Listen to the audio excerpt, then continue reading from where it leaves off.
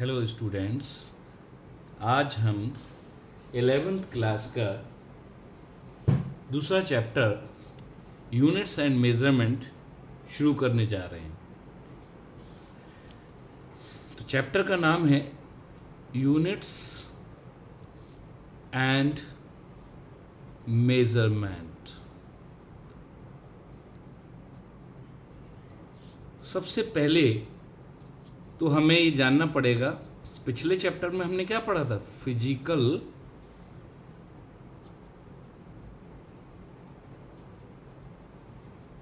Physical word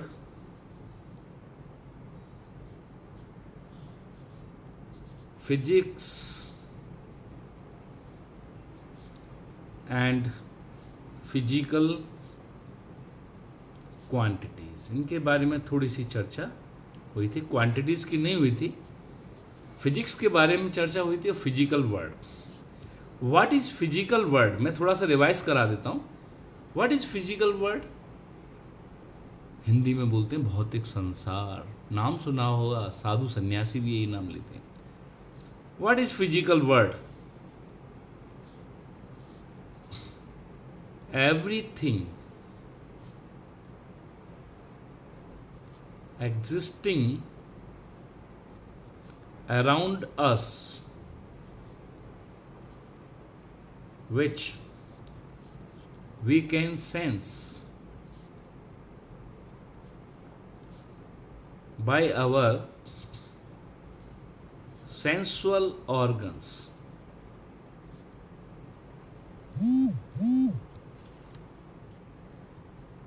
शुद्ध हिंदी में अगर बोल दें हम इसको, तो क्या कहना चाह रहे हैं हम? जो भी हमारी ज्ञानेंद्रियां, सेंसुअल ऑर्गन्स यानी ज्ञानेंद्रिय। सेंस ऑर्गन्स कौन कौन से आपको मालूम? आंखों से हम देख सकते हैं, ये भी सेंस ऑर्गन है। अपनी स्किन से टच, तो टच भी एक सेंस हो गया। टेस्ट भी एक सेंस हो गया। जो हम सूंघ लेते हैं, स्मेल करते हैं, तो वो भी जो है एक सेंस है। और जो कानों से सुन रहे हैं, वो भी एक सेंस है। तो ये 5 सेंसेस हैं। तो कह रहा है कि जो भी हम अपने सेंसुअल ऑर्गन से देख सकते हैं, समझ सकते हैं, वो सेंस हमें जो भी इंफॉर्मेशन है, वो सारे के सारे सेंस हमारे ब्रेन से जुड़े हुए। किससे? ब्रेन से। तो जो हमारे ब्रेन में, हमारे मस्तिष्क में जो हमें समझा रहे हैं, जो संदेश दे रहे हैं, और जो हमारा मस्तिष्क जो समझ रहा है, वो सब कुछ फिजिकल वर्ड में आता है। दूसरा कौन सा वर्ड होता है? Spiritual word. एक होता है फिजिकल वर्ड और दूसरा होता है स्पिरिचुअल वर्ड, जिसके बारे में साधु सन्यासी ज्यादा बात करते हैं। साइंस फिजिकल वर्ड को पहले स्टडी कर रहा है, जब इससे आगे निकल जाएगा तब स्पिरिचुअल वर्ड के बारे में बात करेंगे। दूसरी चीज आई, व्हाट इज फिजिक्स, ये भी बताया गया था।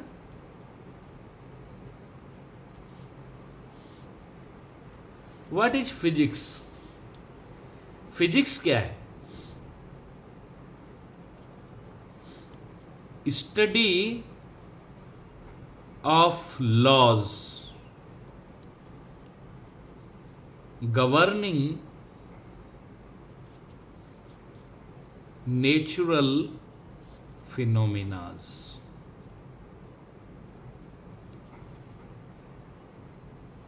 ये फिजिक्स की डेफिनेशन। और ये फिजिक्स वर्ड कहां से आया है अगर कोई पूछे? साइंस, फिजिक्स, ये सब उस जमाने में ग्रीक में सबसे ज़्यादा डेवलपमेंट हुआ था। उस समय साइंस उनके यहाँ बहुत आगे थी, बाद में वो पिछड़ गए और यूरोप में ये सब शिफ्ट हो गया।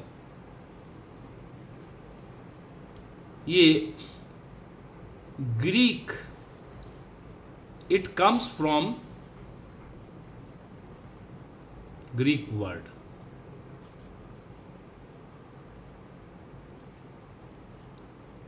इट कम्स ग्रीक वर्ड से ही आया है। और हम इसको बोलते हैं, वैसे 5, 6 करके कुछ होता है, 5 इस तरह के टर्म, वो उनके लैंग्वेज में बनता है, तो मैं उसके ऊपर नहीं जाऊंगा, इतना ज़्यादा डीप ना हमें नहीं जाना है। तो ये ग्रीक वर्ड से ही फिजिक्स आया है, और ग्रीक वर्ड साइंटिया से ही साइंस आया था, लैटिन वर्ड है सब। तो और इसका मतलब क्या होता है फिजिक्स का, विच मीन्स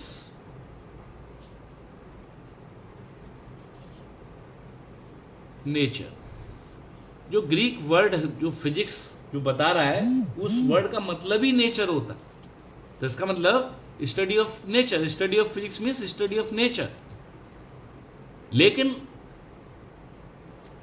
अब नेचर में तो बहुत सारी चीजें, केमिस्ट्री भी नेचर का ही पार्ट है, बायोलॉजी भी नेचर का ही पार्ट है।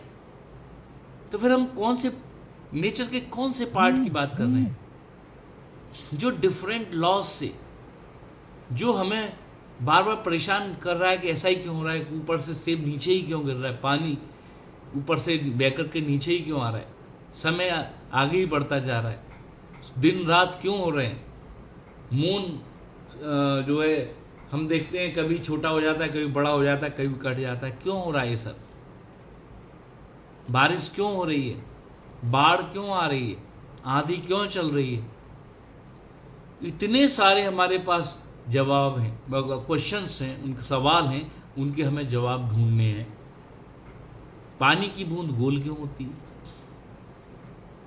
एनर्जी क्या होती है, ताकत फोर्स क्या है, ये बहुत सारे क्वेश्चंस जब अराइज होने लगे तो इनके एक सिस्टमेटिक स्टडी हो जाए। और जब उस सिस्टमेटिक स्टडी के ऊपर गए तो उस ब्रांच का, it is the branch of science in which we study the laws which governs the natural phenomena, and this branch was called physics. Physics की ब्रांच के बारे में जानते ही फिजिक्स को पढ़ने के लिए हमने बहुत सारी बातें बताई। कोई हम डिस्टेंस कवर कर रहे हैं, टाइम हम देख रहे हैं, वेलोसिटी क्या हो, वेलोसिटी भी है, फोर्स भी है, एनर्जी भी है। तो हम देख रहे हैं जब हम फिजिकल फिनोमेना को डिस्क्राइब कर रहे हैं तो हमें कुछ टर्म्स यूज करने पड़ रहे हैं, जैसे लेंथ है, distance, length, volume, area, force, ये सब चीज, इन्हीं का नाम क्या था, फिजिकल क्वांटिटीज। तो बात ये आ जाती है कि व्हाट आर फिजिकल क्वांटिटीज, क्योंकि अब ये चैप्टर जो शुरू होता है वो फिजिक्स से नहीं होता है, फिजिक्स के मेजरमेंट को लेकर के हम इसमें चल रहे हैं, तो फिजिकल क्वांटिटी से शुरू होता है। तो what are physical quantities,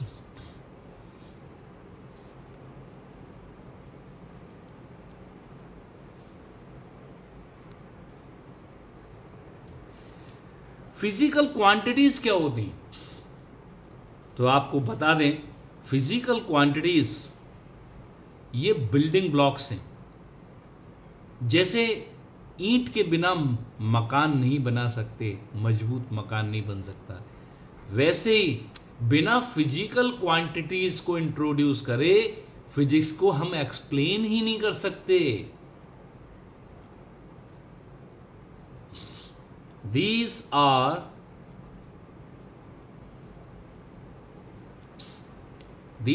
the building blocks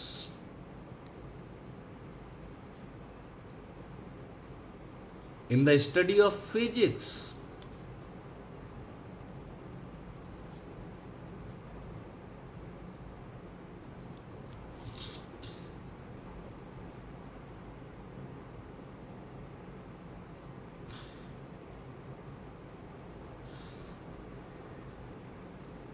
Basically, the part of nature or physical world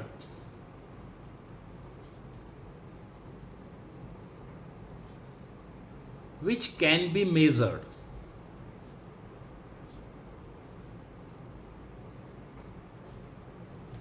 is called physical quantity.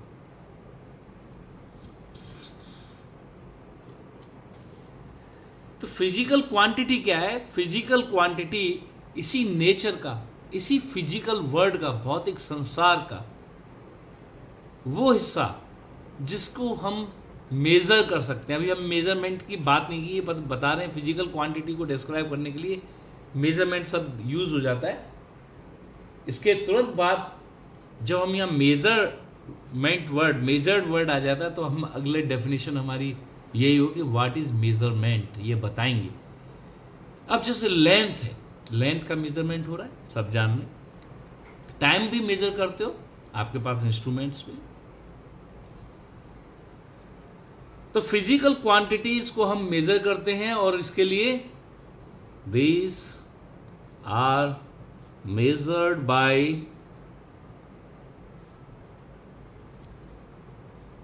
Instruments. ये सब इंस्ट्रूमेंट्स से मेजर की जा सकती हैं जितनी physical quantity.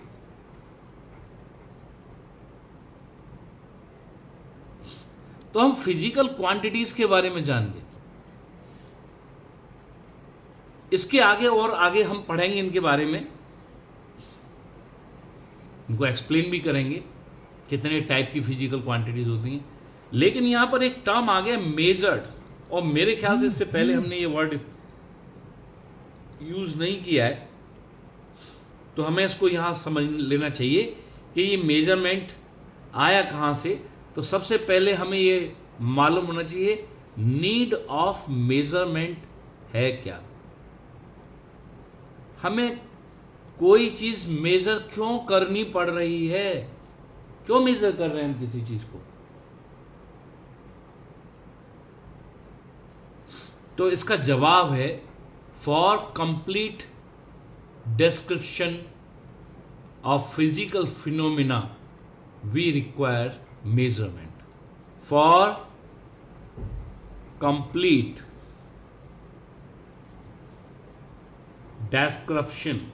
description of physical phenomena, that is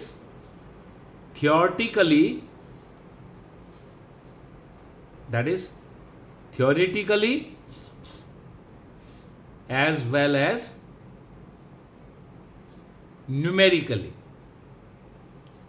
numerically, that is mathematically.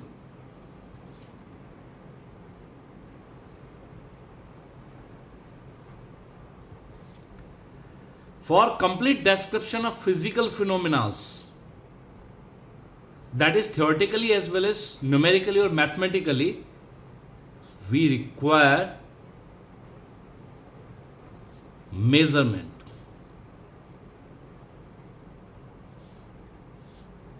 अब इतना कहने से आपको थोड़ी सी दिक्कत हुई कि सर ये तो एक कहने वाली बात हो गई, आप कोई एग्जाम्पल दे के बताइए कि आप क्या कहना चाह रहे हैं। तो मैं यहां पर एक एग्जाम्पल, फॉर एग्जाम्पल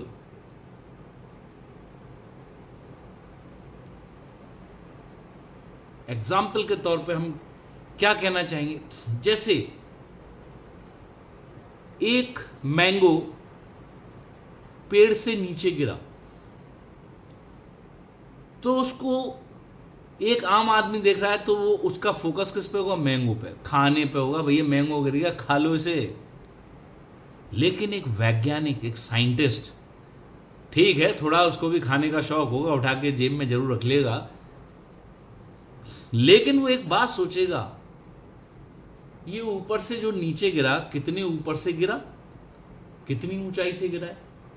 एक मैंगो थोड़ा कम ऊंचाई से गिरा है, दूसरा ज़्यादा ऊंचाई से गिरा, एक यहीं से गिरा था, एक वहाँ से गिरा है। तो उसके दिमाग में यार ये है कितना है, इन दोनों का कंपैरिजन मैं कैसे करूं। तो हाइट का मेजरमेंट के बारे में सोचने लगा कि दो चीज़ों की कंपैरिजन करना है तो कैसे करूं, एक कम हाइट है, एक ज़्यादा हाइट है। फिर दूसरा, एक तेजी से ज़्यादा ऊपर से गिर रहा है तो देख रहा बड़ी तेजी से टकरा रहा है और वो आम टूट भी रहा है, फट भी रहा है आम।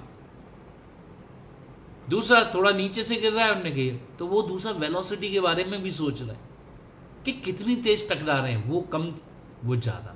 दिमाग उसका बोल रहा है कि ये कम है ये ज़्यादा है, दिमाग उसको थ्योरेटिकली बता चुका है, लेकिन वो कहता है कि थ्योरेटिकली से काम नहीं चलेगा, मैं दूसरे को कैसे बताऊंगा कितना कम। मान लो तीन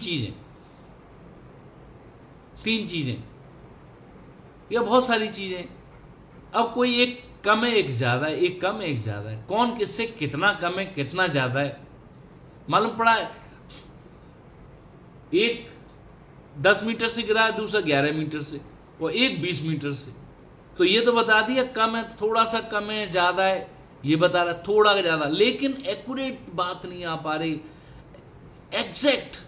चूंकि फिजिक्स के बारे में कहा जाता है physics is the exact science, इसमें जो भी कुछ होगा एग्जैक्ट होगा, एक्यूरेट होगा, इसमें कोई थोड़ा बहुत नहीं चलेगा। तो इसके लिए फिर उन्होंने क्या किया, मेजरमेंट की जरूरत उनको महसूस हुई साइंटिस्ट को।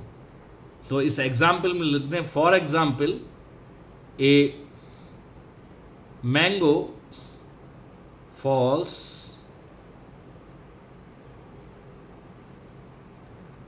From a tree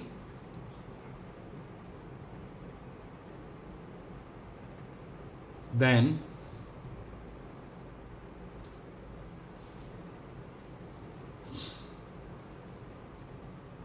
we must require height of tree, velocity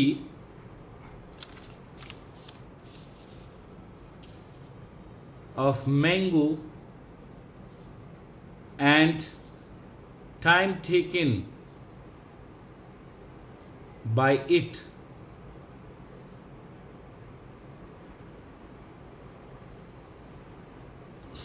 to strike the ground, weight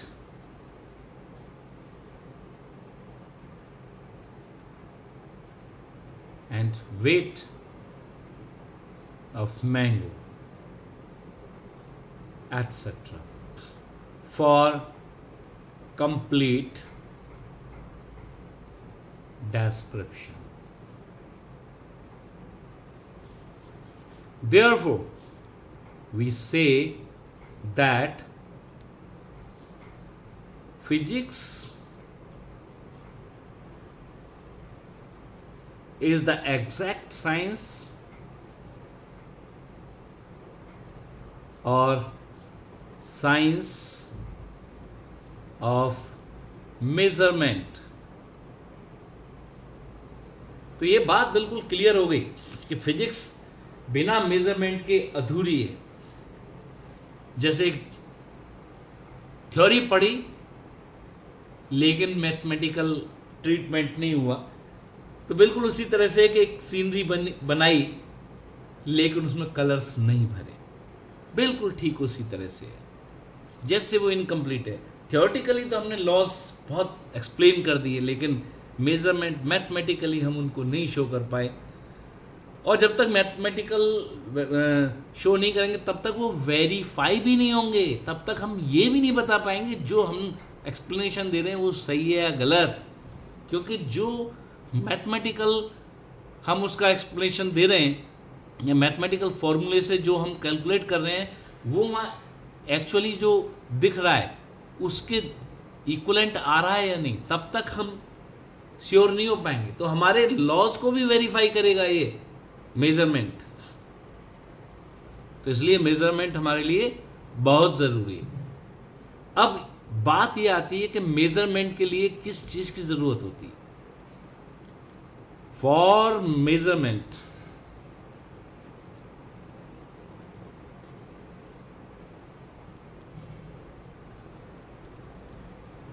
we require a standard or unit बहुत इंपॉर्टेंट बात है, इसकी डेफिनेशन भी पूछी जाती है। तो यूनिट और स्टैंडर्ड क्या है? Which is used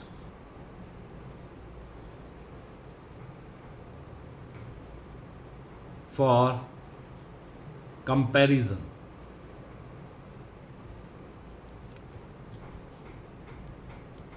of given physical quantity.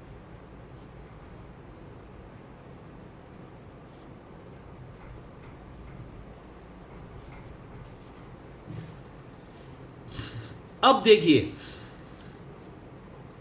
मैं इसको एग्जाम्पल के तौर पे आपको एक बात बता देता हूं इसमें। जैसे मैंने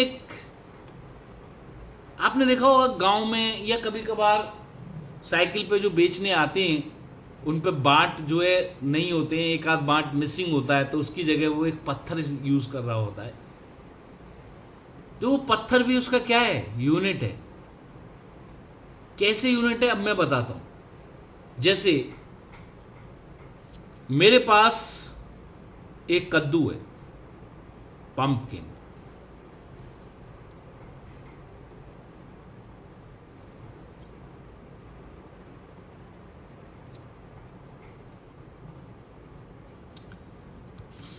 और दूसरा एक मेरे पास मैंगो है।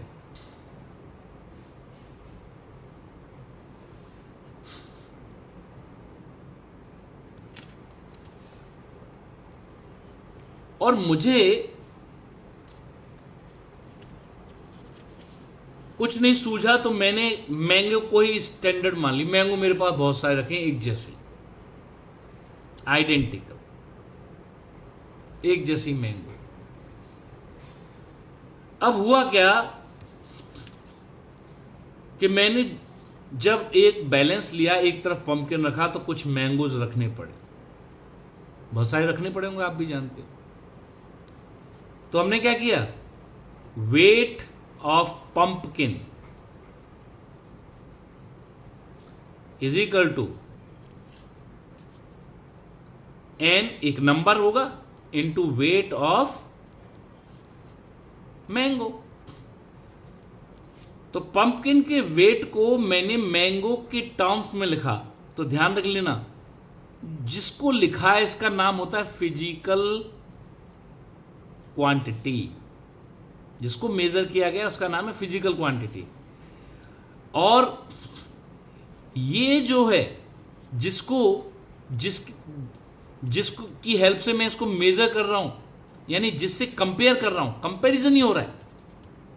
इसका मतलब क्या है? Wait of pumpkin is n times of weight of mango. तो ये क्या हो गया? इसी का नाम क्या है? स्टैंडर्ड और यूनिट। यही स्टैंडर्ड या यूनिट है। समझ रहे हो? बिल्कुल एग्जैक्टली। ये बिल्कुल ऐसा नहीं है फिजिक्स की चीज नहीं, ये भी फिजिक्स की चीज है, पर ये एसआई और ये उनसे आने से पहले इसी तरह से पढ़ी जाती थी। कोई भी एक स्टैंडर्ड कोई भी साइंटिस्ट अपने हिसाब से बना लेता था। और अभी भी मैं आपको बता दूं, गांव में जाओगे तो गांव में ये अपने कारपेंटर जैसे अपने बना रहे हैं, तो अब तो खैर सब जगह, लेकिन जब हम छोटे थे तो हम देखते थे कि हमारे यहाँ जो कारपेंटर गांव में आता था बनाने के, उसके पास इंची टेप नहीं होता था। वो क्या करता था, एक धागे का बंडल लेके आता था और उस धागे के बंडल में से धागा लेकर के इनकी लेंथ मेजर करके ले जाता। तो उसके पास स्टैंडर्ड नहीं था, इंची टेप नहीं था, तो उसने अपना एक लोकल स्टैंडर्ड तैयार कर लिया कि इतनी धागे की लंबाई के बराबर इसकी हाइट है, दरवाजे की इतनी इसकी चौड़ाई है, ये सब वो कर लेता था। और उसी के हेल्प से वो पूरा दरवाजा बना गया हमारे यहाँ जब हम छोटे थे। तो जब हमारे पास, हम बताएंगे अभी इस चीज़ को भी कि कब हमें इस तरह से लोकल स्टैंडर्ड बनाने पड़ते हैं। जब हमारे पास कोई इंटरनेशनल स्टैंडर्ड मौजूद ना हो तो हम अपने लोकल स्टैंडर्ड्स क्रिएट कर लेते हैं अपनी सुविधा के लिए, क्योंकि काम तो दुनिया को तो चलना है। और पहले स्टैंडर्ड्स आए, बाद में फिजिक्स बनी, लोग मेजरमेंट पहले ही करने लगे, काउंटिंग पहले ही करने लगे चीज़ों की, क्योंकि फिजिक्स से पहले भी लोग खाना खाते थे और चीज़ें तोल के ही लेते थे, कंपैरिजन से ही लेते थे। तो कंपैरिजन तो ह्यूमन टेंडेंसी है। कोई अगर कहेगा कि हमारा मेजरमेंट सिस्टम कैसा है तो हम क्या कहेंगे? कंपैरिजन बेस्ड है। Therefore measurement of physical quantity is based on comparison. Therefore measurement of physical quantities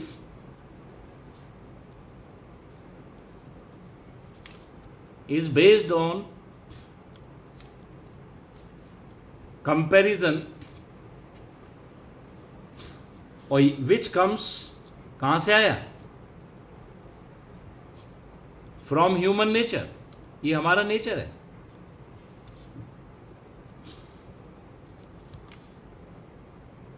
human nature से आया है।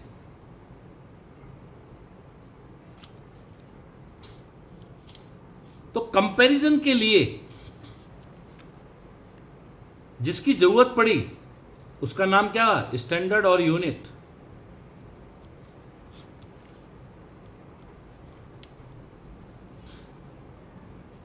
It is used for comparison.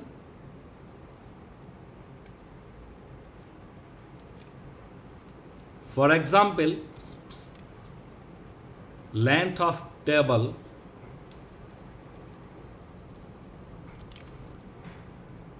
is 5 times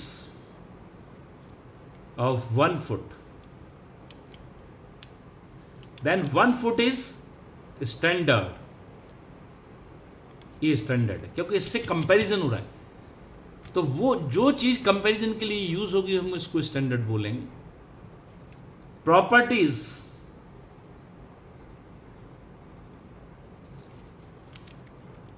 of standard और यूनिट। स्टैंडर्ड या यूनिट की क्या क्या प्रॉपर्टीज होनी चाहिए? तो सबसे पहली चीज, standard must be invariable. With time as well as with place। ना तो जगह बदलने के साथ बदलना चाहिए और ना ही समय के साथ बदलना चाहिए, ना तो टाइम के साथ और ना जगह के साथ। अब यह समझने की बातें, छोटी छोटी बातें, बेसिक हम इसलिए पहले तैयार कर रहे हैं क्योंकि इस चैप्टर में हमारे दिमाग में कोई कन्फ्यूजन ना बचे। यहाँ से कन्फ्यूजन रह जाता है तो बहुत से क्वेश्चन के जवाब हम नहीं दे पाते हैं, इसलिए बहुत ध्यान से सुन लीजिए। जैसे एक ज़माने में एक यूनिट बन गई जिसका नाम था 1 मीटर। उससे 1 फुट भी बनी थी, मीटर भी बनी। पहले मान लो फुट बनी, पुरानी यूनिट फुट है, फुट से हम मेजर कर रहे थे। आज भी वो फुट उतना ही बड़ा है। साइंटिस्ट को लगा यार फुट ज़्यादा अच्छी नहीं है, मीटर ज़्यादा अच्छी है।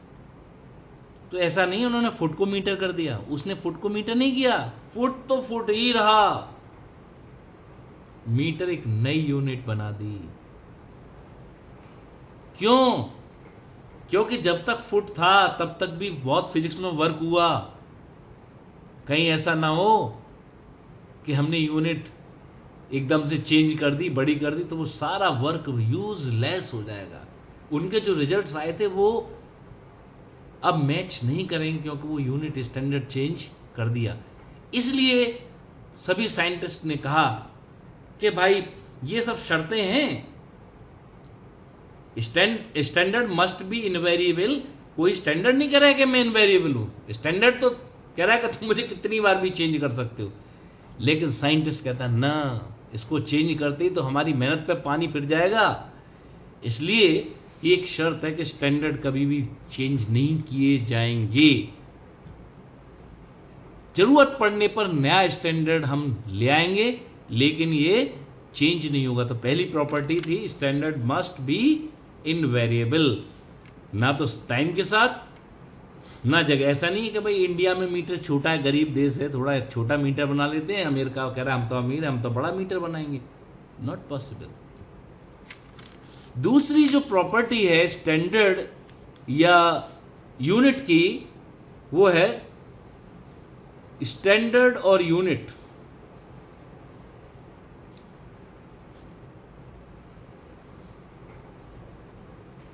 Must be suitable. ये सूटेबल होना चाहिए। जैसे आप कहोगे कैसे सर? अगर मान लो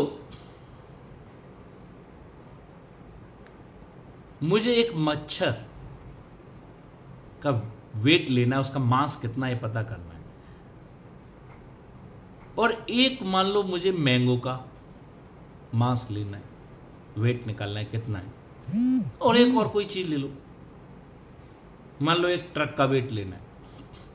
क्या तीनों के लिए मैं एक ही स्टैंडर्ड यूज करूं, किलोग्राम कर लूं? तो आप कहोगे नहीं, नहीं सर, मच्छर कहां किलोग्राम में आएगा, तो माइक्रोग्राम की चीज है। दिमाग ने अपने आप कह दिया कि फिजिकल क्वांटिटी छोटी है, तो उसके लिए स्टैंडर्ड भी, यानी उसका कंपैरिजन करने के लिए भी एक छोटी ही यूनिट होनी चाहिए। और जो बहुत बड़ी है ट्रक, क्यों ट्रक को किलोग्राम में लिख सकता हूं, लिखने को तो मैं किसी को कुछ भी लिख सकता हूं, लेकिन कन्वीनियंस किस में रहेगी कि अगर मैं ट्रक का जो वेट है उसे मीट्रिक टन में निकालूं या क्विंटल में निकालूं, मैंगो का किलोग्राम में निकालूं क्योंकि वो उसी के आसपास का है, और मच्छर का जो वेट है उसे माइक्रोग्राम में या नैनोग्राम में निकालूं क्योंकि वो उसी रेंज का है। तो जो जिस रेंज की फिजिकल क्वांटिटी होती है उसी रेंज का हमारे पास स्टैंडर्ड होना चाहिए। For bigger physical quantities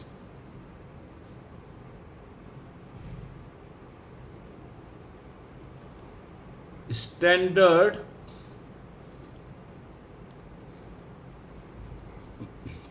must be taken big, and for smaller quantities it must be taken small. That's all. तीसरा जो इसमें पॉइंट है availability. Standard must be available everywhere. ये भी बहुत जरूरी है, शर्त है ये। अब एक बात बताओ, मीटर कहां पे बना था? मीटर बना था पेरिस की एक लैब में। प्लैटिनम इरिडियम की एक रॉड है, उस पर 2 पॉइंट लगे हैं, उनके बीच की डिस्टेंस को मीटर कहा गया। अब वो वहीं पर रखा, तो आप वो वहीं रखा होता, मुझे कपड़े की लंबाई नापनी होती तो क्या मैं सरकार से कहता साहब मुझे एक कपड़ा अपना मेजर करके लाना है, साहब मुझे भेज दो पेरिस। 200 रुपए के कपड़े को मेजर करने के लिए 2 लाख रुपए का खर्चा हो जाए।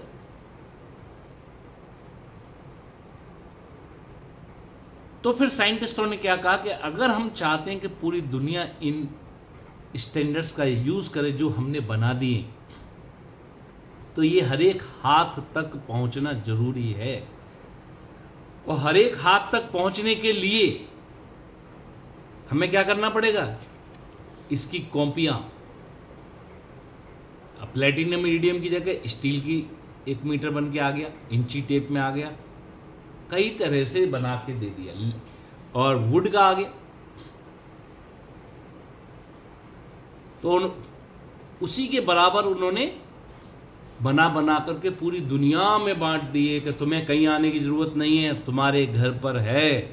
तुम्हारे घर तक पहुंचाएंगे, वो भी बहुत सस्ता। बताओ, एक स्केल लेने जाते तो कौन, कितना महंगा है, ज़्यादा नहीं, 10-20-50 रुपए में आ जाएगा। कितना ही बड़ा लोगे, बड़ा वाला इंची टेप लोगे।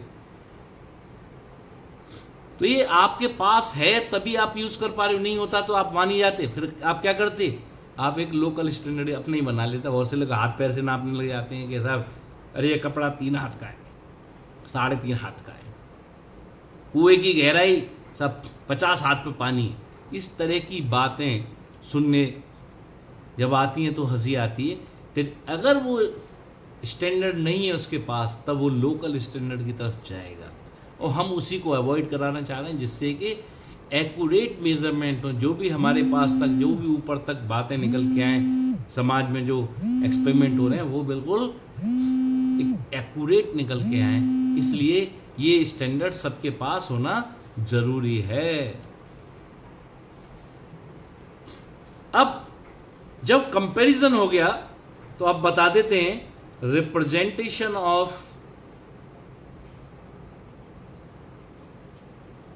Physical quantity. फिजिकल क्वांटिटी को लिखा कैसे जाएगा? तो फिजिकल क्वांटिटी अभी मैंने बताया था, कोई भी फिजिकल क्वांटिटी जब मेजर की जाती है तो जो स्टैंडर्ड या यूनिट है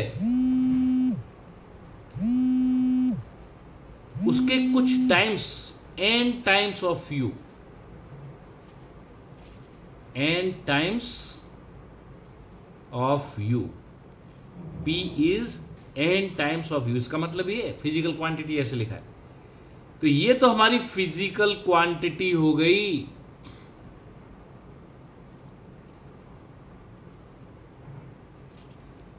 ये स्टैंडर्ड और यूनिट जिससे हम कंपैरिजन कर रहे हैं, और ये जो नंबर है इसी का नाम है न्यूमेरिकल वैल्यू। तो फिजिकल क्वांटिटी का जो रिप्रेजेंटेशन है P equal to N U, इस तरह से होगा।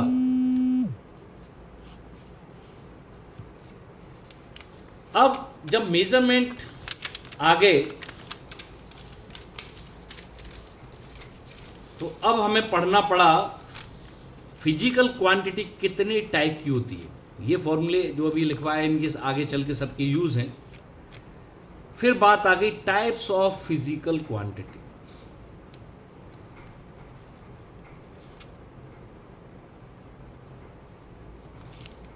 कितने टाइप की है?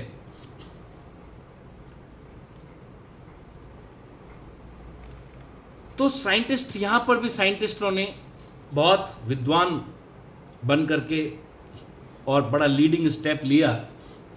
जब देखा पूरी दुनिया में तरह तरह के एक्सपेरिमेंट हो रहे हैं, यानी हमारा पूरा वर्ल्ड, पूरी दुनिया मॉडर्नाइजेशन की तरफ जब जा रही है, तब देखा कि बहुत सारे फिजिकल फिनोमेनाज हम स्टडी कर चुके हैं और उनसे जुड़ी बहुत सारी फिजिकल क्वांटिटीज़ हैं।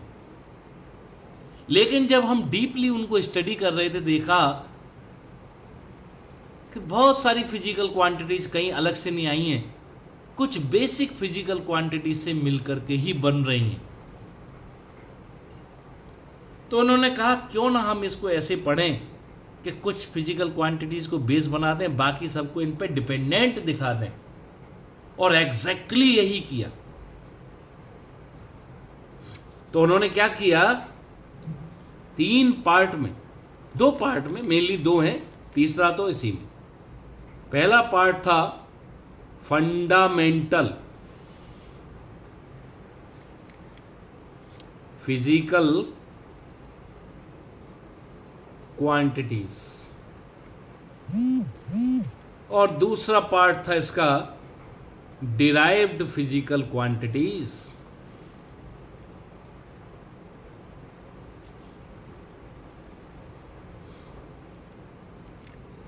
तीसरा पार्ट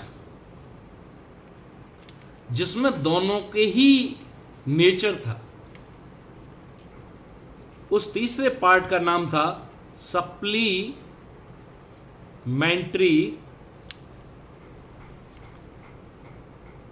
फंडामेंटल।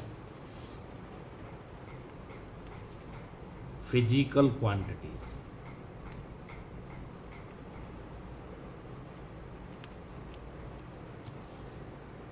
तो यहां पर हम पहले वाली टाइप की स्टडी करें इतनी जगह तो वो ज्यादा बेहतर है। फंडामेंटल क्या थी?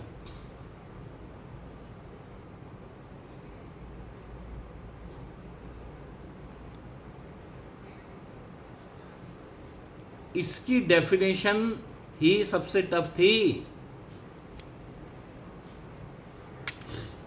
लोगों को क्या लगता है कि फंडामेंटल वो होती जो किसी से नहीं बनती। ऐसा कुछ नहीं है। F equal to M A, एक फॉर्मूला आपने फोर्स का पढ़ा है। अब लोग कह रहे हैं कि साहब मास इसमें फंडामेंटल है, लेकिन M इजिकल टू तो एफ अपॉन ए कर देंगे, तो मास भी एफ और ए के टर्म में आ गई। तो जिसको अभी बेस कह रहे थे वो भी किसी दो फिजिकल क्वांटिटी पे डिपेंड कर गई फॉर्मूले के हिसाब से। तो उन्होंने, साइंटिस्टों ने क्या कहा ना, आप गलत समझ रहे हो। फंडामेंटल की खासियत ये होगी कि जो हमने एक सेट ले रखा है फंडामेंटल का, it is a group of physical quantities. Fundamental physical quantities का एक ग्रुप है। These are the physical quantities. These are the physical quantities, या यहां पर बेस और लिख दूं, base physical quantities which cannot be derived। बहुत से लोग कहते हैं बाई अदर्स ना, derived by other base quantities. जो आपने बेस क्वांटिटीज मान रखी हैं उनमें से कोई एक दूसरी बेस क्वांटिटीज से नहीं आएगी। जैसे पुराने जमाने में मास, लेंथ और टाइम को बेस इसलिए माना क्योंकि वहां पर मास को लेंथ और टाइम से डिराइव नहीं कर सकते थे, लेंथ को मास और टाइम से डिराइव नहीं कर सकते थे, और टाइम को मास और लेंथ से डिराइव नहीं कर सकते थे, इसलिए ये बेस है। मास को एफ अपॉन ए से तो डिराइव कर लेंगे, लेकिन लेंथ और टाइम से डिराइव नहीं कर पाएंगे। तो फंडामेंटल फिजिकल क्वांटिटी या बेस फिजिकल क्वांटिटीज वो फिजिकल क्वांटिटीज हैं जिन्हें हम दूसरी, मतलब किसी एक बेस क्वांटिटी को दूसरी बेस, बची हुई बेस क्वांटिटी से हम डिफाइन नहीं कर सकते, उनके टर्म्स में हम उसको नहीं लिख सकते, उसको डिराइव नहीं कर सकते हैं। ये है एक्चुअल डेफिनेशन। थोड़ा सा मैंने जो जनरली लोग बोलते हैं उसमें करेक्शन किया है, क्योंकि इसका महत्व तो आपको बाद में जाके जब क्वेश्चन फंसेगा तो ये वाली बात आपको निकाल के ले जाएगी जो मैंने बताई है। Other fundamentals according to SI। अब हम आपको बता दें,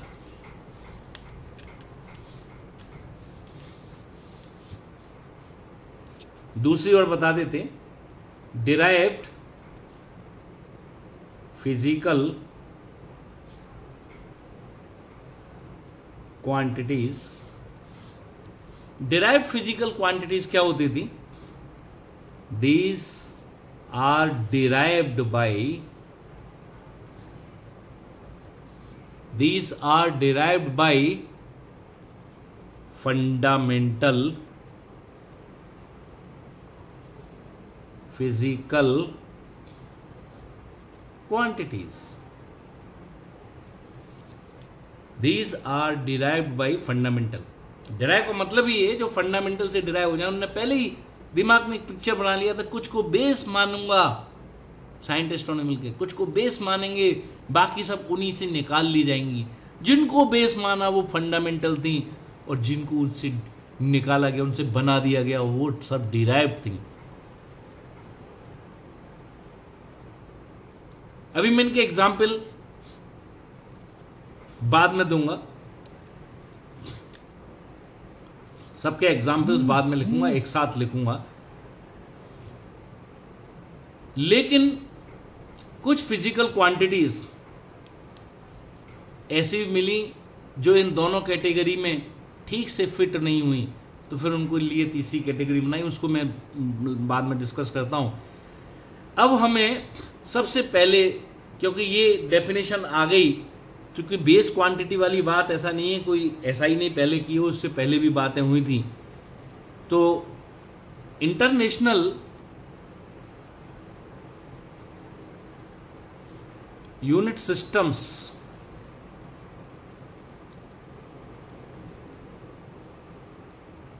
आए थे। पहला था CGS, सेंटीमीटर ग्राम सेकंड। फिर आया FPS, फुट पाउंड सेकंड। फिर आया MKS,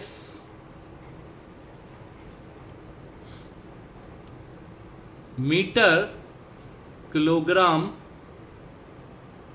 सेकंड। अब चूंकि आप बच्चा 9-10 में इतना पढ़ लेता है कि उसको ये बताने की जरूरत नहीं कि सेंटीमीटर लेंथ की यूनिट है, ग्राम मास की यूनिट है, सेकंड टाइम की यूनिट है। तो ये आपने देखा तीनों ही चीज़ों में ये क्या चीज़ रिप्रेजेंट कर रहा है? मास, सॉरी लेंथ। और ये क्या कर रहा है? मास। और ये क्या कर रहा है? टाइम। यानी उस जमाने में भी जब SI नहीं बना था तब भी लेंथ, मास और टाइम को एक साथ हम यूज कर रहे थे और इनको बेस यूनिट बोला गया था। यूनिट सिस्टम का बेस बनाया गया था ऐसे। इसका मतलब फंडामेंटल फिजिकल क्वांटिटी SI के आने से पहले भी थी और उन्हीं के आधार पर ये सिस्टम बने हुए थे। तो लोग कहते हैं वो 7 फंडामेंटल्स हैं, लेकिन उससे पहले 3 ही फंडामेंटल चल रही थी। अब मैं आगे बढ़ता हूं।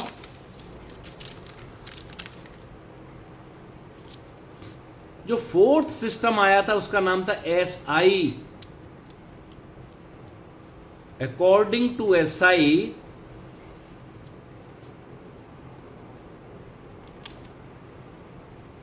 there are 7 fundamental physical quantities: mass, दूसरी लेंथ, तीसरी time, fourth temperature, fifth current, sixth luminous intensity,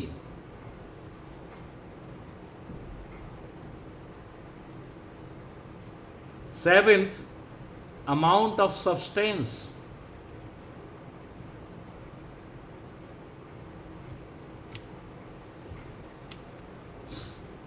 तो ये 7 फंडामेंटल थी। इनकी SI यूनिट्स भी उन्होंने डिसाइड की। Kilogram, metre, second, kelvin, temperature की केल्विन, टाइम की सेकंड, लेंथ की मीटर, मास की केजी, करंट की एम्पियर, लुमिनस इंटेंसिटी की कैंडेला और अमाउंट ऑफ सब्सटेंस की मोल।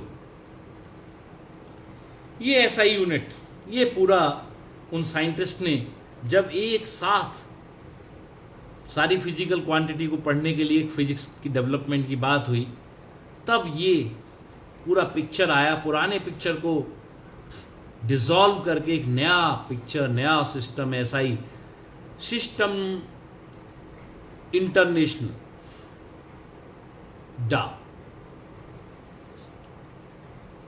सिस्टम डा इंटरनेशनल, फ्रेंच लैंग्वेज में था और इंग्लिश में उसको इंटरनेशनल सिस्टम बोलते थे SI को। ये आपको छोटी क्लासेस में मिल जाएगा लिखा हुआ, इसके पीछे हम ज़्यादा नहीं दौड़ रहे। तो ये हमारे पास 7 फंडामेंटल फिजिकल क्वांटिटीज दी थी। किसने? These were given by the modern system, SI system, उन्होंने कहा था ये 7 फंडामेंटल। से पहले 3 चल रही थी, वो आप जान गए, एमकेएस और सीजीएस और एफपीएस। फिर इनकी हेल्प से जो मिली हमें, इनकी हेल्प से जो मिली, उन्हीं का नाम क्या था? उन्हीं का नाम डिराइव्ड था। तो अब हम बात करते हैं derived physical quantities.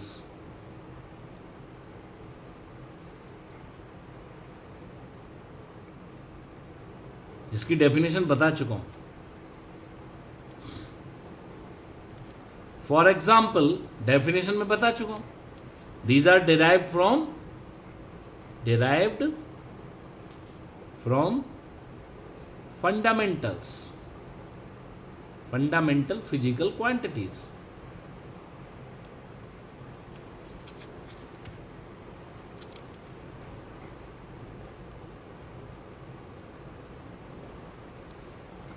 For example, कोई भी देख लो, वेलोसिटी ले लो, आप डेंसिटी ले लो।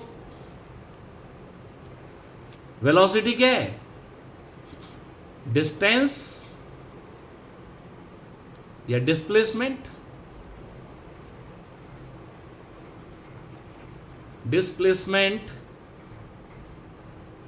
Upon time.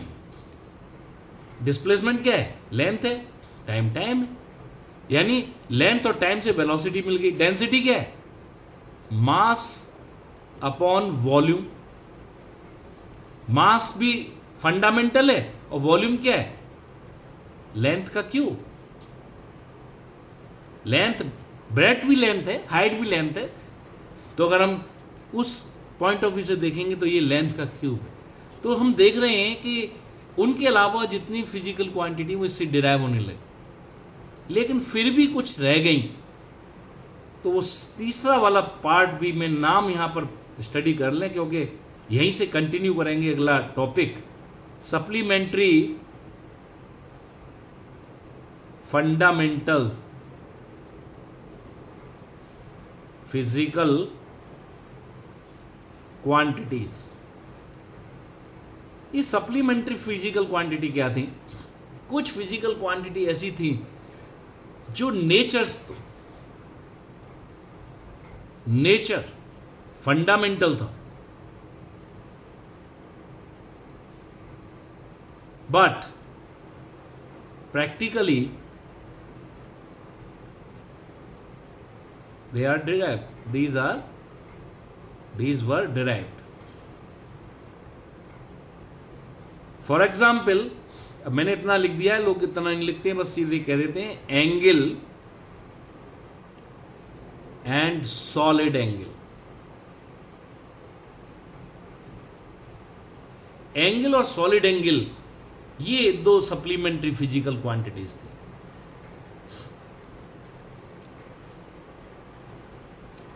एंगल और सॉलिड एंगल के बारे में थोड़ा सा मैं इनकी जानकारी दे देता हूं।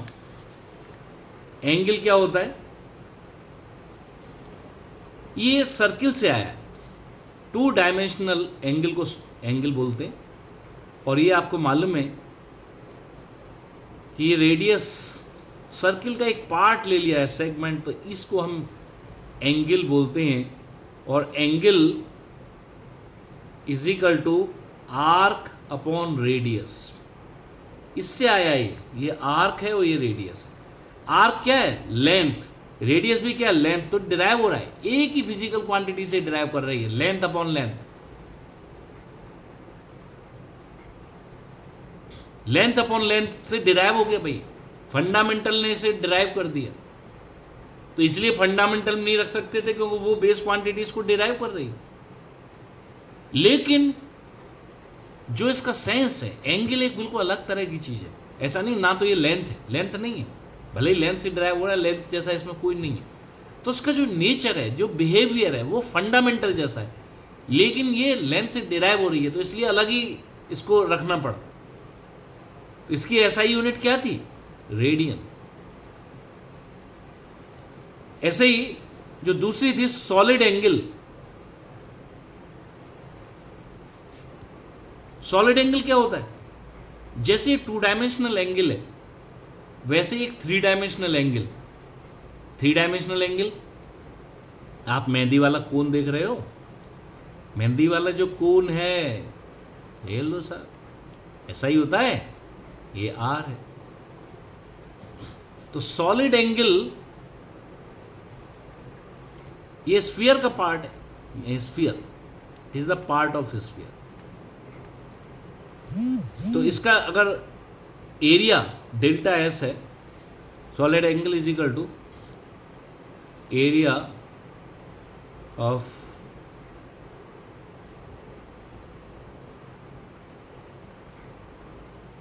Surface segment, surface element of sphere, यानी delta S upon R square. और इसकी एसआई यूनिट उन्होंने जो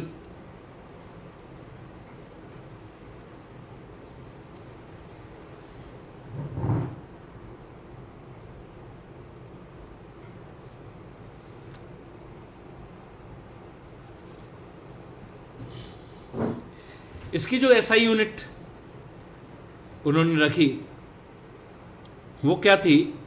उसका नाम था स्टेरेडियन।